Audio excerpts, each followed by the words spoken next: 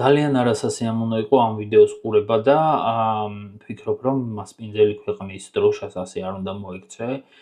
მაგრამ კიდევ უფრო არასასიამოვნო იყო ის კომენტარები, აი დამცველებად რო გამოუხდნენ და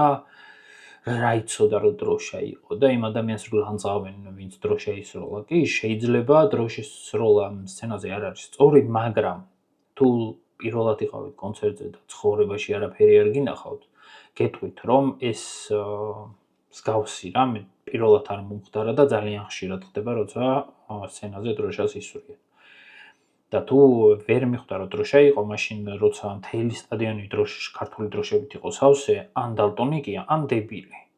და აქვე იმაზეც დაფიქრდით, Imagine Dragons-ის